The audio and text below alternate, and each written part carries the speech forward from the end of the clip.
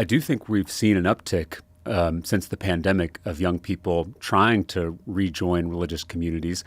I think the key is, how do young people remake religious institutions in their own image?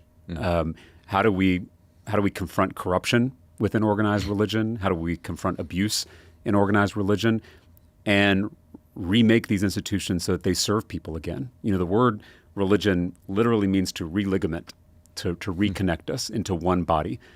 That oneness is kind of the foundational truth underneath all religious traditions, that we're all connected, that I am my brother's keeper, I am my sister's keeper.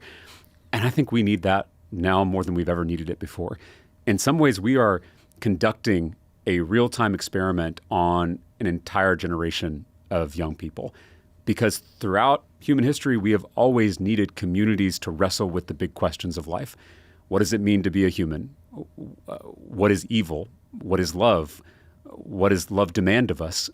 Those are questions you're not going to struggle with at work, right? Those aren't questions you're going to struggle with in a political party or in an election cycle. And so we're missing communities where you can have these conversations about the most fundamental questions in our lives. And so it's no wonder that we have seen rates of anxiety and depression skyrocketing, not just among young people, but all people, because we're all living now in an incoherent universe without a story that helps us make sense of our existence. And so I at the same time can have deep concern about organized religion and the harm it does, but also know that there's a baby in that bathwater.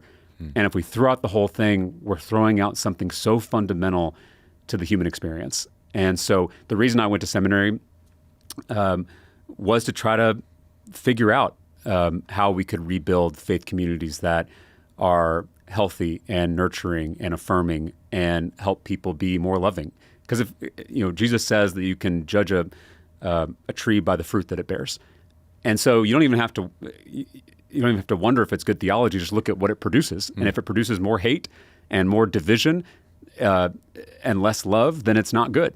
It's a pretty simple test. And so I have seen young people at my seminary and seminaries all over the country, at churches all over the country, stepping up to ask these questions and try to answer these questions. And that gives me a lot of hope for where religion and Christianity in particular are heading in this country.